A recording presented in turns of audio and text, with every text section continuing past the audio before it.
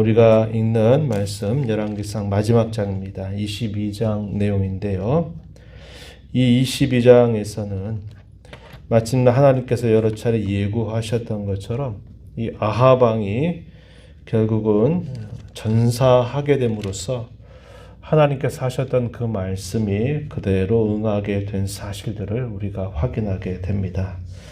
그리고 당시의 유다 왕이었던 여호사밧에 관한 행적, 그리고 이 아합 왕의 왕위를 이었던 이 아하시아 왕의 행적이 어떠한가 하는 것을 마지막 부분에서 간략하게 소개를 해주고 있습니다.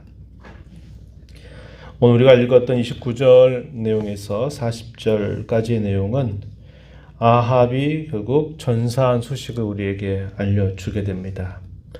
이러한 전쟁이 일어나게 된 것은 아람 나라와 이스라엘 나라가 또다시 전쟁이 벌어졌기 때문입니다. 벌어졌는데 1차전과 2차전의 전쟁이 열왕기상 20장에서 기록이 되어 있었습니다. 이스라엘의 큰 승리로 끝이 나도록 하나님께서 큰 승리를 이스라엘에게 가져다 주셨던 사실들을 우리가 기억하죠. 3년 동안의 전쟁이 있지 않았습니다.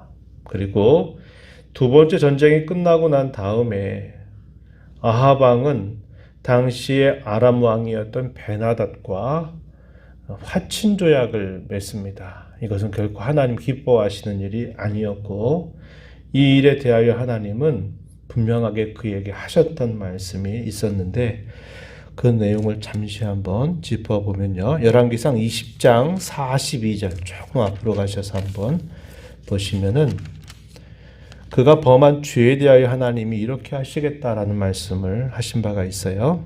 20장 42절에 그가 왕께 아뢰되 여호와의 말씀이 내가 멸하기로 작정한 사람 베나닷을 말하는 것입니다. 사람을 내 손으로 놓았은즉 내 목숨은 그의 목숨을 대신하고 내 백성은 그의 백성을 대신하리라 하셨나이다. 아합 왕에게 그가 범한 범죄 행위에 대하여 하나님이 이렇게 말씀하셨다라는 사실을 전달한 것입니다. 이러한 말을 들었지만 그가 그런 말을 들었을 때는 잠깐 그 말씀에 대해서 듣고 그가 답답하고 염려하고 근심하는 마음을 갖기는 했어요. 그러나 그의 태도가 바뀐 것은 결코 아니었습니다. 그리고서 그 3년 사이에 큰 하나의 사건이 있었던 것을 우리가 어제 읽었습니다. 그 사건이 나봇의 포도원을 그가 탈취하게 된 겁니다. 강제적으로 그를 모함해서 돌로 죽이고 난 다음에 나봇의 포도원을 강제적으로 빼앗는 또 악행을 그가 범하게 되죠.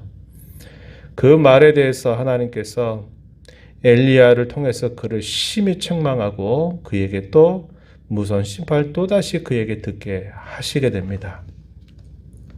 그런 말을 들었을 때 그가 나름 겸손한 태도를 취하기는 합니다. 그러나 역시 그는 그의 근본을 바꾸지 않습니다. 상황을 통해서 하나님이 그렇게 말씀하시니 무서워서 잠깐 자기 마음을 낮추고 겸비한 태도를 취한 듯 하지만 그의 근본은 결코 바뀌지 않게 된 겁니다. 3년이라고 하는 이 시간은 그에게 돌이킬 수 있는 마지막 기회였어요. 하나님께서 그에게 몇 차례나 심판에 대하여 엄숙하게 하셨던 그 말씀을 그가 깊이 듣고 했다면 이 3년이라고 하는 시간은 마지막으로 돌이킬 수 있는 기회였음에도 불구하고 그 3년 사이에 또 한 번의 큰 악행을 범하게 되면서 하나님께로부터 심판을 또 예고받는 그런 일이 있었다고 하는 겁니다.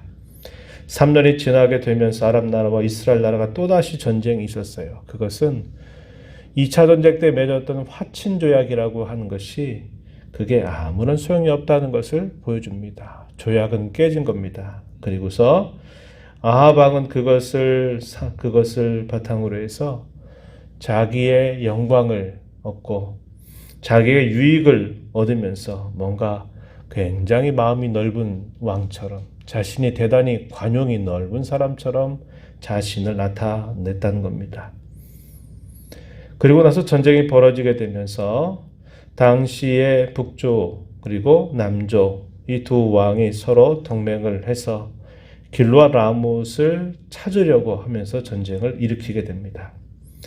그러한 과정에서 함께 그것을 뜻을 맞추고서 이제 전쟁을 벌여서 길르와 라못을 빼앗으려고 하게 될 때 하나님의 뜻을 묻게 됩니다. 하나님이 이 전쟁을 기뻐하실까라고 물으면서 하는데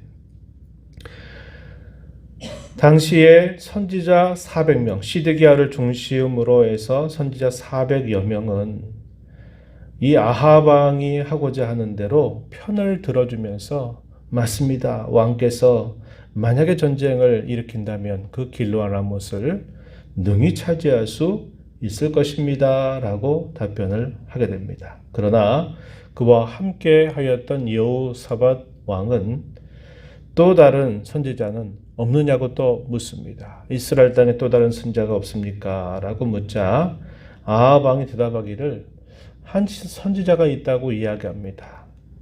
미가야 선지자 한 사람이 있는데 그 사람은 항상 내게 대해서 좋은 예언을 한 적이 한 번도 없다. 이렇게 말합니다. 400여 명의 선지자들 그들이 잘 될 겁니다. 능히 취할 수 있습니다. 그 전쟁에서 승리하신다고 하나님 말씀하셨습니다. 라고 이야기했을 때 아합 왕은 그 미가야 선지자의 말도 들어보아야 합니다. 이렇게 말합니다. 그래서 이 미가야 선지자를 데려와요.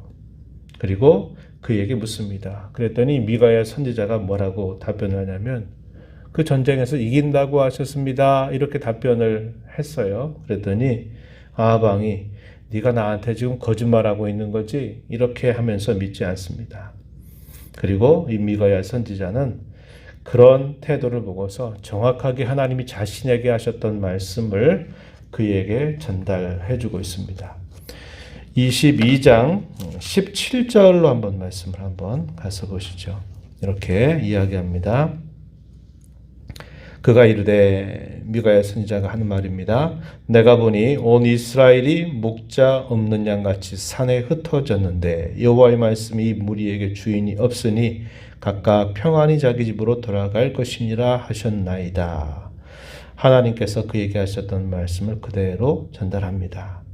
이 말의 의미는 뭐냐면 온 이스라엘이 목자 없는 양같이 산에 흩어졌다. 이 말은 그 전쟁에서 결국 목자를 잊어버려서 양들이 다 흩어져 버리는 결과가 나타나게 될 것이다. 왕이 죽게 될 것이다. 그 전쟁에서 패배할 것이다. 라고 하나님께서 말씀하셨다고 전달을 하게 됩니다. 그러한 일이 있게 되면서 시드기야를 중심으로 한 이 거짓된 선지자들은 결국 어떻게 하냐면 이 미가야를 박해한 겁니다. 그를 쳐서 결국 그의 하는 모든 말들이 다 거짓되다고 말을 하는 겁니다. 그리고 이 많은 선지자들은 왕이 듣고 싶어 하는 말을 그대로 들려주는 그런 상황이 된 거예요. 이 상황에 대해서 이 미가야 선지자가 뭐라고 얘기하냐면 하나님이 이런 일이 있었다고 이야기하셨다. 그러면서 천상에서 어떤 의논이 있었다고 하는 사실들을 그에게 가르쳐 주고 있습니다. 19절 이하에 보면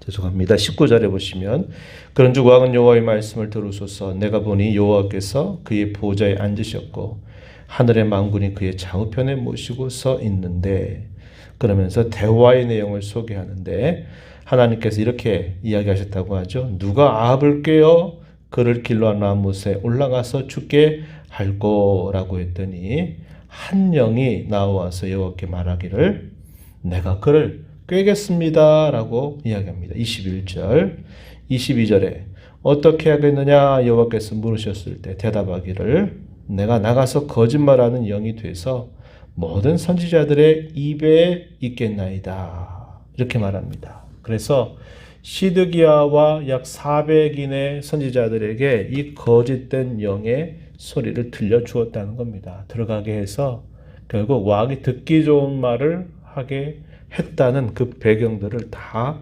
이야기하게 된 겁니다. 이 말을 들은 시드기야는 화가 치밀었던 거죠. 그래서 이 미가야 선지자의 뺨을 치게 되는 겁니다. 24절 가서 보면 여호와의 영이 나를 떠나 어디로 가서 내게 말씀하시더냐라고 말하면서 화를 내는 겁니다. 자신과 그 곁에 있는 모든 선지자들 향해서 거짓 영이 들어갔다고 말하니 그걸 참을 수 없어가지고 이 미가야를 치게 되는 모습이 나타나게 된 겁니다. 이 일로 인해서 시드기야가 개입한 일로 인해서 미가야는 감옥에 갇히게 돼요. 그리고 나서 마침내 이 두 왕이 변장을 하고서 전장터로 나가게 되는데 아합 왕은 군중처럼 변장을 하고 여호사밧 왕은 이스라엘의 왕복을 입고서 나갑니다. 그런데 아람 왕이었던 베나닷은 뭐라고 이야기하냐면 32명의 지휘관들에게 너희는 다른 사람과 싸울 거 없다. 오직 이스라엘 왕만 찾아서 그를 죽여라. 이러한 명령을 내리게 됩니다. 처음에 전쟁이 일어나니까 왕복을 입었던 여호사밧을 이스라엘의 왕 아합인 줄 알고 그를 죽이려고 하는 순간에 여호사밧이 큰 소리를 질렀다고 이야기합니다.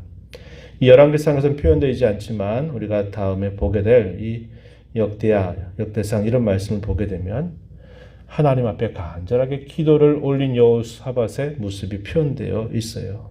그리고서는 그 상대편 군사들이 저 사람은 아합 왕이 아니구나 하는 사실들을 깨닫게 되었어요. 그리고 한 사람의 아람군 군사가 무심코 쏘았던 한 발의 화살이 군중복으로 입고 있었던 아합 왕의 어깨, 솔기, 갑옷 솔기를 맞히게 됩니다. 그러면서 맞아서 빨리 조치를 한다면 살 수 있었지만 그날의 전쟁이 너무나 맹렬했기 때문에 그 전장터를 빠져나갈 수가 없었어요. 시간이 흘렀습니다. 저녁 때가 됐을 때는 이미 그의 몸에서 피가 다 쏟아져 내린 상태가 돼서 그가 타고 있었던 병거에 그런 쏟아진 술들이 피가 다 굳어질 만큼 되어버린 겁니다. 그럼으로써 결국 이 아합 왕은 최후를 맞게 되었던 것을 분명하게 보여주고 있는 겁니다. 그런데 이 말씀은 이미 하나님께서 그에게 하셨던 말씀처럼 개들이 너의 피를 핥을 것이다 라고 하셨던 그 말씀이 그대로 이 아합 왕에게 이루어지게 되면서 결국 전장에서 최후를 맞게 되는 아합 왕의 모습을 우리가 말씀을 통해서 확인하게 됩니다.